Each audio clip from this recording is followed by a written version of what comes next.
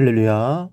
사랑하는 대강의 가족 여러분, 오늘 하루도 하나님의 말씀과 동행하는 삶이 되길 소망합니다.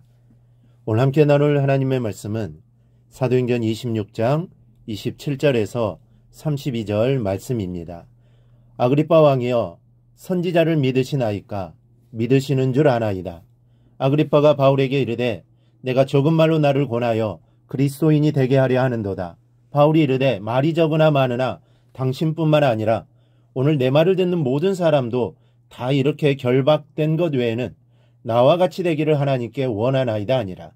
왕과 총독과 번이게와 그 함께 앉은 사람들이 다 일어나서 물러가 서로 말하되, 이 사람은 사형이나 결박을 당할 만한 행위가 없다 하더라. 이 아그리빠가 베스도에게 이르되, 이 사람이 만일 가이사에게 상소하지 아니하였더라면 석방될 수 있을 뻔하였다 아니라. 아멘. 인간에게 가장 중요한 것 중 하나가 바로 자유입니다. 이 자유 없는 생활, 이 부자유한 활동은 반쪽 인생을 사는 겁니다. 바울은 어디까지나 죄수의 몸입니다. 그러나 비록 죄수의 몸이지만 죄수 아닌 사람들보다 더 자유를 누리고 있는 바울입니다. 이 사실을 증명하고 있는 말씀을 보시기 바랍니다. 아그리빠 왕이여, 선지자를 믿으시나이까? 믿으시는 줄 아나이다. 27절의 이 말씀은 바울의 자문자답입니다. 상황으로 볼 때 죄수의 몸이었고, 또 그것도 자신의 목숨을 쥐고 있는 왕 앞에 서 있는 신세입니다. 하지만 바울의 마음만은 자유롭습니다. 담대하게 묻고 스스로 답할 만큼 조금 더 얽매이거나 눌림 없이 자유로운 마음을 바울은 가지고 있었던 것입니다. 예수를 위하여 쇠사슬에 매인 몸이지만, 예수를 위하여 감옥에 있는 상황이지만 지금 그는 진정한 자유와 기쁨을 누리고 있는 것입니다. 그렇다면 바울의 이 자유함이 어디로부터 왔습니까? 바울이 이토록 자유롭게 된 데는 배경이 있습니다. 첫째는 다 버렸기 때문입니다. 달리기 선수들은 몸에 거추장스러운 것을 다 벗어버립니다. 옷도 벗어던지고 무거운 신발도 벗어버립니다. 오로지 달리는 데 필요한 것만 준비합니다.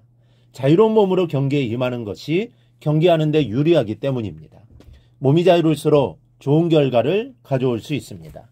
과거에는 귀하게 여기며 그것에 집착했던 것들이 바울에게는 참 많이 있었습니다. 지식과 명예, 또 종교적인 열정 등 많은 것들이 있었습니다. 그러나 바울은 이 모든 것들을 과감하게 다 벗어던진 사람입니다. 바울은 빌립보서 3장에서 그러나 무엇이든지 내게 유익하던 것을 내가 그리스도를 위하여 다 해로 여길 뿐더러 또한 모든 것을 해로 여김은 내 주 그리스도 예수를 아는 지식이 가장 고상하기 때문이라. 이 사도 바울은 예수가 가장 귀하다는 것을 알았습니다. 그래서 이전까지 자기가 정말 귀하다고 여긴 것들을 다 해로 여기고 다 버린 삶을 살았던 것이죠. 여러분, 버릴 것은 버려야 합니다. 포기할 것은 포기해야 합니다. 우리가 주님의 일을 할 때도 그렇습니다. 포기해야 할 것이 있고 또 버려야 할 것이 있습니다. 그걸 포기하지 못하면 주님의 일을 감당할 수 없습니다.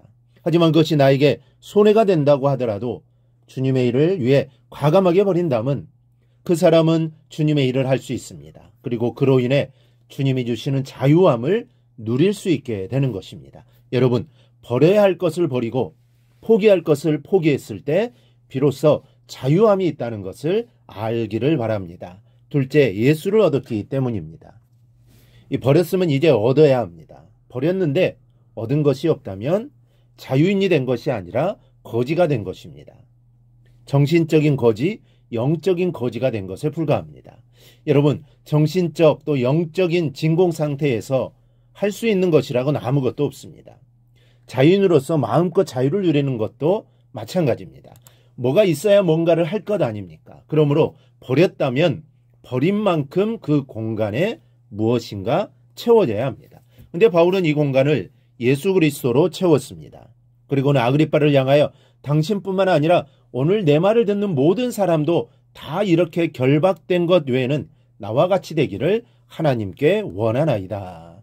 한마디로 자기처럼 예수 그리스도로 말미암아 구원을 얻고 자유로운 몸으로 살아가기를 바란다는 것입니다. 바울이 보기에 그들은 다 묶인 사람들이었습니다. 자신은 쇠사슬에 묶여 있었지만 그들은 죄악의 사슬에 꽁꽁 묶여 있는 사람들이었습니다. 육신적으로는 자유인이지만 영적으로는 모두가 다 죄의 얽매이고 자유를 상실당한 사람들이었던 것입니다. 여러분, 누가 자유인입니까? 영적 자유인이 진정한 자유인입니까?